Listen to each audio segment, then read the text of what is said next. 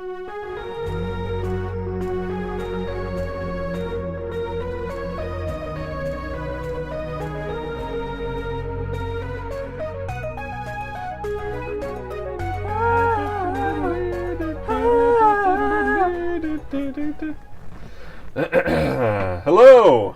Welcome back to Season 2 of One-on-One with Glen and Brent. I'm Brent. I'm Glen.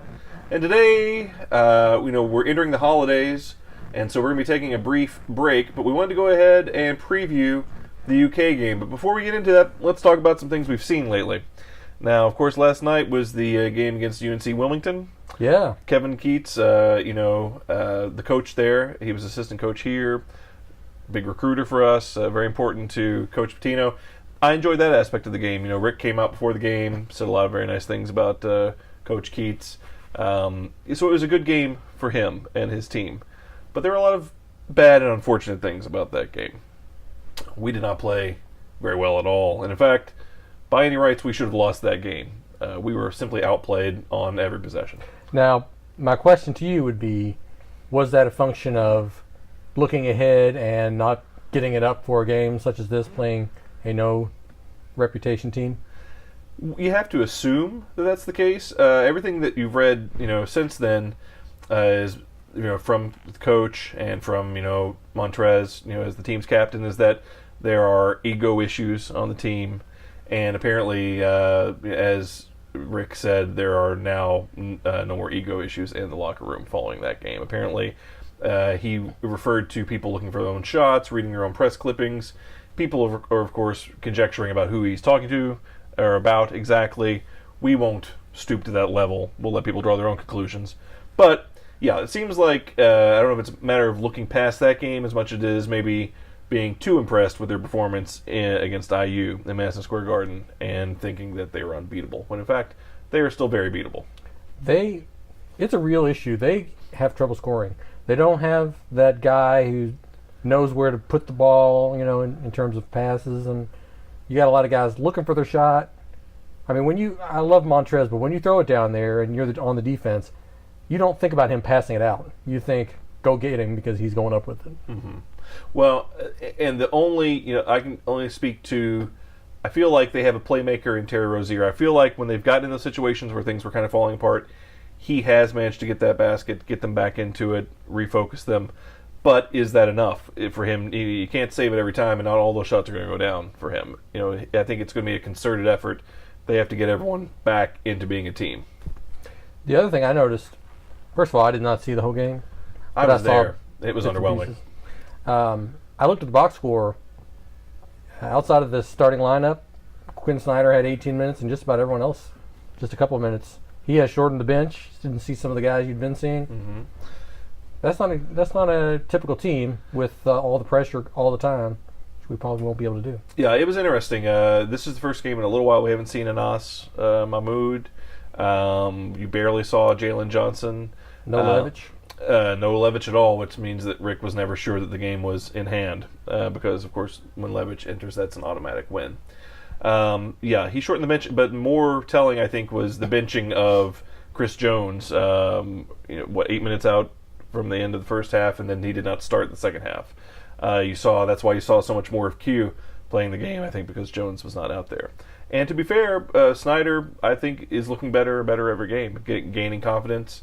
But, I think it's very telling. Jones was on the bench. You barely saw Anton Gill. He was out there for a blink and you miss him, I don't know if that's indicative of how they've been practicing, but the way that Montrez was talking, they had very flat warm-ups, very flat practice. The guys just did not seem to be interested in playing that game. And I have to say, having been at the game, it was a Sunday night game against an opponent I think a lot of people didn't respect, and so it was a boring game for the fans as well, but you still have to play those games. You have to play them the way you would play every game. So it does bring about a question of effort. Are we going to get the same effort out of every game? Because if we get the effort they showed against IU, we can beat UK. I truly believe it. But if we play like we did last night, we're going to lose to Western next week. We haven't had any adversity so far, so this might constitute adversity for a while. Hopefully it's a wake-up call. Teams build chemistry through ups and downs. So we'll call this a down, and we'll chalk it up to chemistry building. We're going to hope they rebound. And to be fair, it is only December. There have been many years where we have completely collapsed by this point, and this is the point where people are already looking, calling for Rick's job. It's not quite the February meltdown, but people are already getting nervous. So the fact that we're undefeated so far is much better situation than we've been in. So that brings us to the UK game. At this point, it's still a little over a week away, about a week and a half away. But we have to go ahead and talk about it now because we're not going to get a chance to otherwise. So I'm available to talk about it before. Okay, well, we'll have Glenn come over, but I don't know how to run the cameras. You have a cam. Okay, we won't. Okay, you're not invited.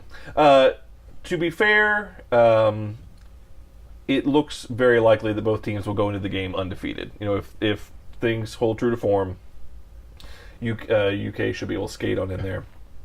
And U of L, even in light of the disturbing performance last night, should be able to make it through against Western and against the next game that I cannot summon from my brain at this moment. What are we looking at with the UK game? It's a home game. It's at the Yum Center. That is always a big plus. Can we beat them? Can having the best player in America help us against the best team in America? Okay. Do they have an answer for Trez?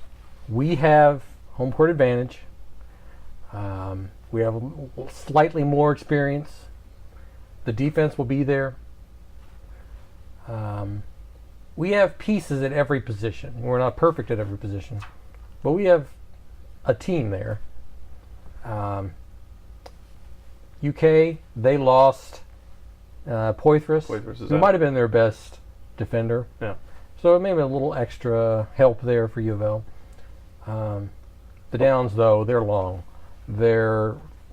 Even when they're not playing well, they're still beating people because they've just got too many skills. Natural skills.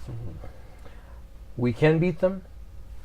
I probably wouldn't bet on it, but it's not because I think we're a bad team. I'm not sure we're ready to do it. Fair enough. To me, it's honestly a toss-up. It's a game where if we lose it, I will not be surprised.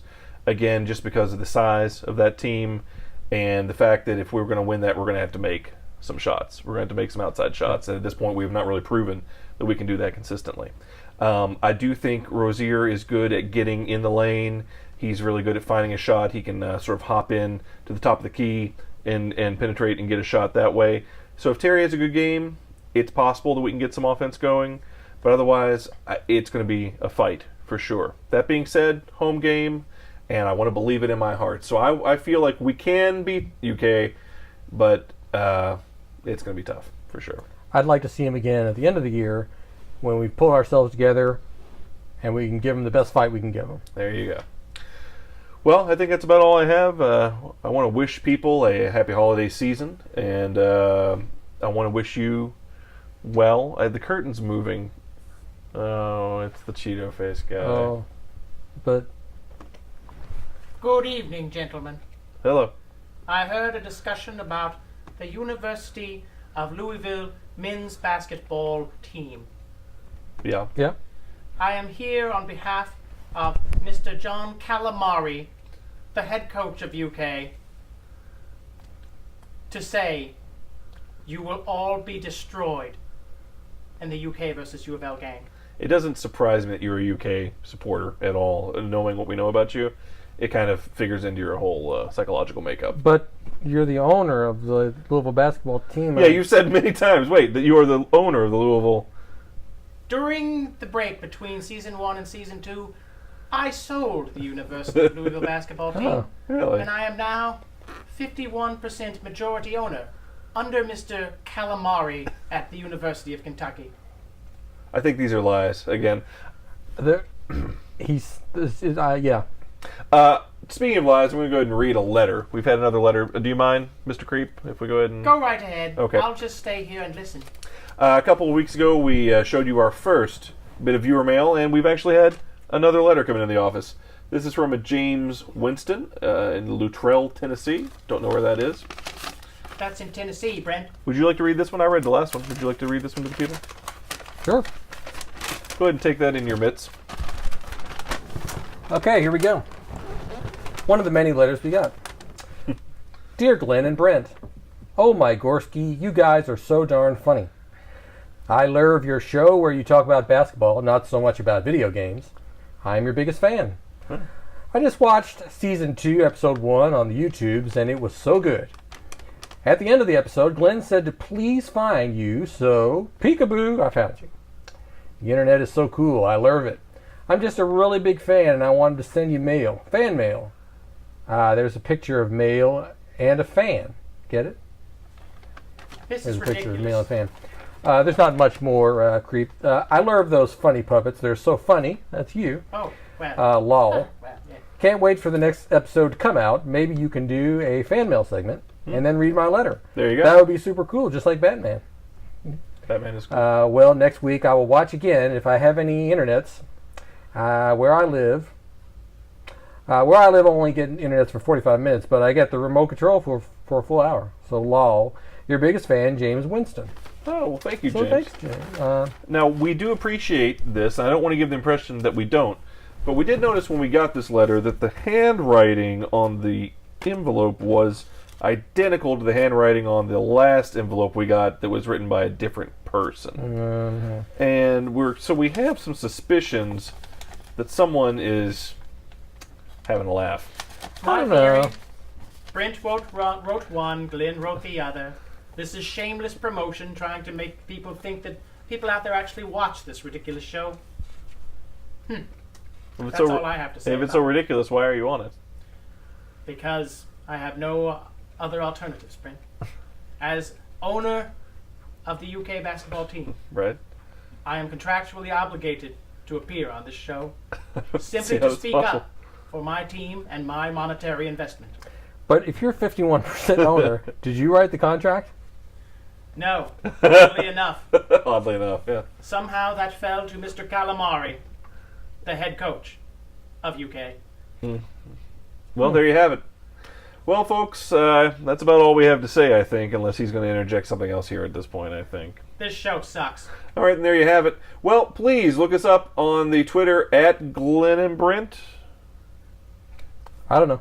I think it is. And email us at withglennandbrent@gmail.com. This is the most unprofessional organization Just- I've ever been involved with. Here it is right here. Oh, okay.